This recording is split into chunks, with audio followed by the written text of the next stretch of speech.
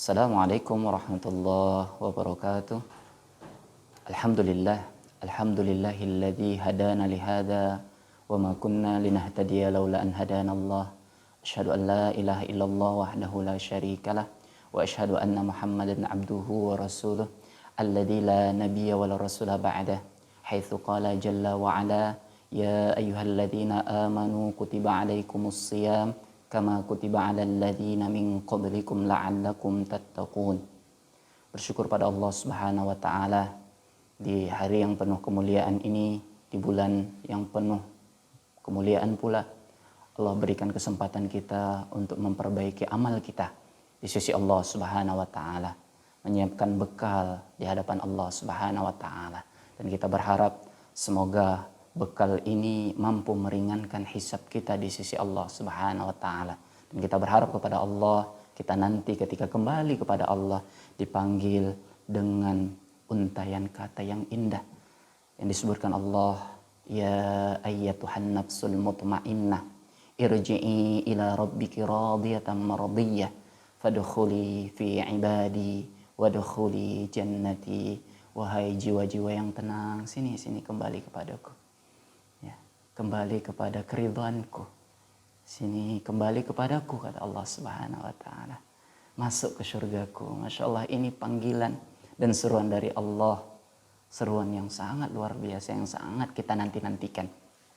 Para pendengar yang semua dimuliakan oleh Allah Subhanahu wa taala. Salawat dan salam semoga tercurahkan kepada Rasulullah Muhammad sallallahu alaihi wasallam. Seorang sosok yang luar biasa. Jasanya sangat besar untuk kita, bahkan melebihi jasa kedua orang tua kita. Ya, benar. Ibu kita telah melahirkan kita. Ibu kita telah berjuang untuk kita, bahkan mengorbankan nyawanya untuk kita.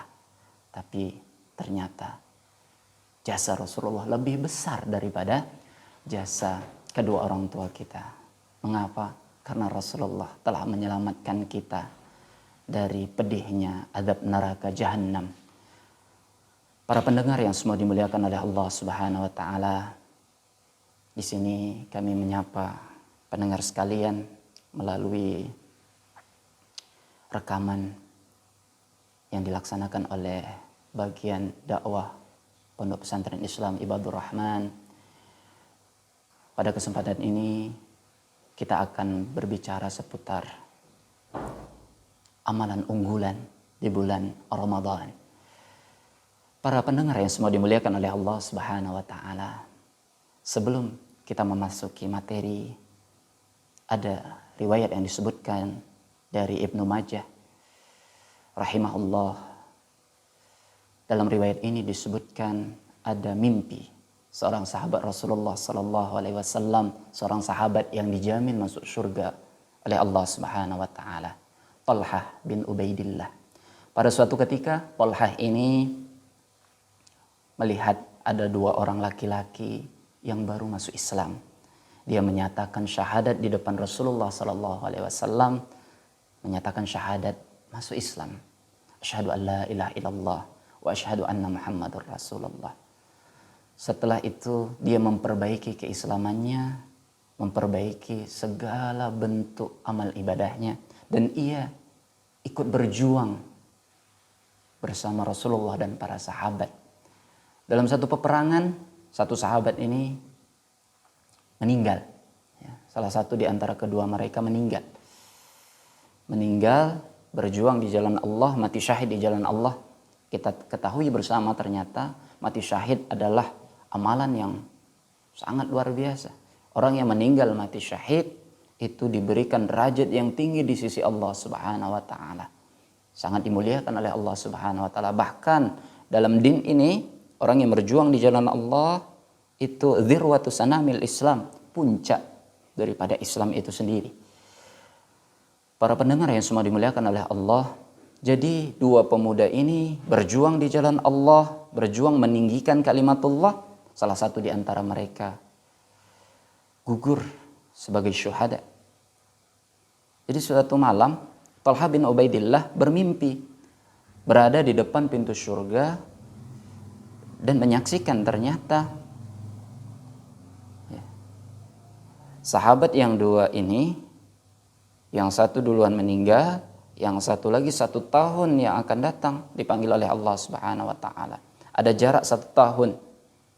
Tapi ternyata yang membuat Thalhah bin Ubaidillah itu heran adalah ternyata yang dipanggil dulu untuk masuk ke surganya Allah Subhanahu wa taala adalah sahabat yang kedua, sahabat yang masih hidup, yang tidak gugur di medan juang. Ternyata sahabat yang kedua ini itu yang dulu masuk ke surganya Allah Subhanahu wa taala. Jadi Thalhah bertanya kepada Rasulullah, "Wahai Rasulullah, aku tadi malam bermimpi jumpa 2 orang laki-laki yang baru masuk Islam. Mereka berjuang di jalan Allah, yang satu meninggal mati syahid, yang satu lagi meninggal 1 tahun setelahnya Rasulullah. Tapi ternyata dalam mimpiku aku melihat laki-laki yang kedua, yang pertama dipanggil oleh Allah Subhanahu wa taala." Maka Rasulullah menjawab, "Wahai Thalhah bin Ubaidillah, tidakkah kamu lihat bahwasanya laki-laki yang kedua dia mendapati Ramadan dan dia telah salat sunnah. Ya, jadi amalannya melebihi laki-laki pertama. Laki-laki yang tadi berjuang di jalan Allah Subhanahu wa taala. Masya Allah, ternyata Ramadan ini punya kemuliaan, keunggulan luar biasa dari bulan-bulan yang lain. Ya, bahkan jadi sebab kita dipanggil duluan untuk masuk ke surganya Allah Subhanahu wa taala. Jadi para pemirsa, para pendengar yang semua dimuliakan oleh Allah Subhanahu wa taala, maka dari riwayat ini kita bisa mengambil pelajaran. Ternyata 1 Ramadan aja mampu mengangkat derajat seorang hamba di sisi Allah Subhanahu wa taala. Pertanyaan hari ini kepada diri kita masing-masing, sudah berapa Ramadan yang kita lewati? Sudah berapa kali Ramadan yang sudah kita lalui? Pertanyaannya, Ramadan yang kita lalui adalah Ramadan yang berkualitas, yang pahalanya tanpa batas, atau hanya sekedar momentum yang kita lalui, ya, seperti amalan tahunan yang biasa kita jalani, seremonial seperti hal-hal yang biasa kita jalani. Maka para pemirsa yang semua dimuliakan oleh Allah Subhanahu wa taala, kesempatan Ramadan ini mari kita maksimalkan. Kesempatan Ramadan ini 1 kali kita dapat Ramadan, derajat kita di sisi Allah ditinggikan oleh Allah Subhanahu wa taala. Para jamaah pendengar yang semua dimuliakan oleh Allah Subhanahu wa taala. Yang kedua, Ibnu Qudamah menyebutkan salah satu amal, ada 3 amalan la tuzanu fihil mizan, yang tidak mampu ditimbang oleh mizan. Padahal mizan itu lebih besar daripada bumi dan langit. Tapi ada 3 amalan kata Ibnu Qudamah yang tidak mampu ditimbang oleh mizan. Apa itu? Yang pertama kata Ibnu Qudamah adalah memaafkan. Ternyata maaf itu adalah amalan yang pahalanya tanpa batas di sisi Allah Subhanahu wa taala. Bahkan pintu surga ada 8, salah satu pintu surga ada namanya pintu memaafkan. Memang kata-kata maaf itu mudah kita ucapkan, tapi berat dalam realitanya. Ya, kita memaafkan, fa'fu wasfahu, kita memaafkan saudara kita melupakan kesalahannya, itu berat. Tapi Allah ganjar dengan pahala yang tanpa batas. Yang kedua adalah pahala kesabaran. Ya, jadi siapapun yang bersabar atas ujian yang menerpa dirinya, maka dia akan mendapatkan pahala tanpa batas. Yang terakhir kata Ibnu Qudamah, amalan yang tidak sanggup ditimbang oleh mizan adalah siapa-siapa yang mendapati bulan Ramadan. Jadi ternyata Ramadan ini pahalanya langsung dari Allah. Seperti yang disebutkan dalam hadits qudsi, disebutkan Allah, ya, as-saumu li wa ana ajzi bihi. Puasa untukku kata Allah, dan aku yang langsung membalas pahala puasa tersebut. Para pendengar yang semua dimuliakan oleh Allah Subhanahu wa taala, jadi ternyata pahala puasa itu pahalanya tanpa batas, tanpa angka deret dan nominal yang disediakan oleh Allah Subhanahu wa taala. Kesempatan yang mulia ini, kesempatan yang agung ini diberikan kepada umat yang terbaik, maka harus kita maksimalkan dengan memanfaatkan amalan-amalan unggulan yang disediakan Allah pada bulan Ramadan. Di antaranya Yang pertama, amalan unggulan yang biasa dilakukan oleh Rasulullah Sallallahu Alaihi Wasallam adalah bersedekah. Bersedekah di bulan Ramadan pahalanya tanpa batas. Dan Rasulullah ternyata adalah orang yang paling baik, orang yang paling dermawan, bahkan seperti angin berhembus ketika pada bulan Ramadan. Rasulullah Sallallahu Alaihi Wasallam bersabda dalam hadis yang diriwayatkan oleh Imam Bukhari dan Muslim.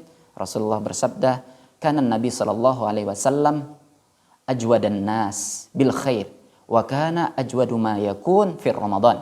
Nabi Sallallahu Alaihi Wasallam adalah orang yang paling dermawan dan beliau lebih dermawan di bulan Ramadan. Jadi ternyata ya, salah satu amalan unggulan di bulan Ramadan adalah dengan bersedekah. Bersedekah ini pahalanya luar biasa. Bahkan orang yang berada di kuburan hari ini pengen kembali untuk apa? Untuk bersedekah. Untuk bersedekah. Apalagi bersedekah pada bulan Ramadan, para jemaah yang semua dimuliakan oleh Allah. Sedekah ini juga mampu menghindarkan kita dari su'ul khatimah. Maka sedikit kita biasakan. Ya, karena hakikatnya ya, kita itu adalah menggenggam. Ya, karena bawaan fitrah manusia itu menggenggam. Sulit menjadi orang yang memberi, sulit menjadi orang yang berada di tangan ya, sebelah atas itu. Berat. Ya, tangan yang di atas itu berat. Ya, maka bersedekah. Ya, karena bersedekah mampu menghindarkan kita dari su'ul khatimah. Na'udzubillah min dzalik. Maka amalan ini yang diidam-idamkan dan diinginkan oleh orang-orang yang berada di kuburan hari ini. Yang kedua adalah dengan memperbanyak qiyamul lail, ya, dengan memperbanyak tarawih di bulan Ramadan. Ramadan adalah bulan agung. Bahkan Rasulullah Sallallahu Alaihi Wasallam pernah bersabda, "Man qama Ramadana imanan wahtisaban, ghufira lahu ma taqaddama min dhanbi." Siapa yang menghidupkan malam dengan tarawih, dengan salat sunnah, ya, maka ia akan diampuni dengan dua syarat. Ya. Imanan wahtisaban, dengan penuh keimanan, dengan penuh rasa ihtisab, ganjaran pahala dari Allah Subhanahu wa taala. Yang terakhir, amalan yang paling agung pada bulan Ramadan adalah kita membaca Al-Qur'an. Rasulullah sallallahu alaihi wasallam pernah bersabda, "Man qara'a harfan min kitabillah falahul hasanah." Siapa yang membaca satu huruf daripada kitabullah akan mendapatkan satu kebaikan. Wal hasanatu bi asyri amsalihha. Dan satu kebaikan akan dilipat gandakan menjadi 10 kebaikan. Wala aqulu alif lam mim harfun. Aku tidak mengatakan alif lam mim satu huruf. Walakin alifun harfun, alif satu huruf, lam satu huruf, wa mimun harfun. Dan mim satu huruf. Ternyata ketika kita membaca alif lam mim, 30 kebaikan. Ini di luar Ramadan. Ketika kita baca di bulan Ramadan, maka pahalanya tanpa batas. Disediakan oleh Allah Subhanahu wa taala. Dan ini amalan yang sangat ringan. Mari kita biasakan dengan kita qiraah. Kita mentargetkan diri kita mampu menghatamkan Al-Quran. Bahkan Rasulullah di 10 hari terakhir, ya, Insya Allah beliau sangat meningkatkan amal. Ya. Begitu juga para sahabat, begitu juga para ulama. Bahkan Imam Syafi'i itu 1 hari 2 kali hatam Al-Quran. Ibunda Aisyah, ya, siang 1 kali, malam 1 kali. Bahkan ada yang meriwayatkan sahabat Utsman 1 hari ketika malam itu 1 rakaatnya 30 juz menghatamkan Al-Quran. Maka bersegera dalam amal saleh. Semoga amalan unggulan ini mampu kita jaga. Semoga nasihat singkat ini bermanfaat untuk kita sekalian. Para pendengar yang semua dimuliakan oleh Allah. Mengisi dengan bersedekah. Kemudian dengan tarawih. Dan dengan qiraatul Quran. Fa'tabiru ya ulil absar. Aqulu qouli hadza wastaghfirullah li wa lakum wa lisairil muslimin min kulli dhanbin 'adzim wastaghfiru innahu huwal ghafurur rahim. Saya akhiri billahi taufiq wal hidayah wa ridha wal inayah. Assalamualaikum warahmatullahi wabarakatuh.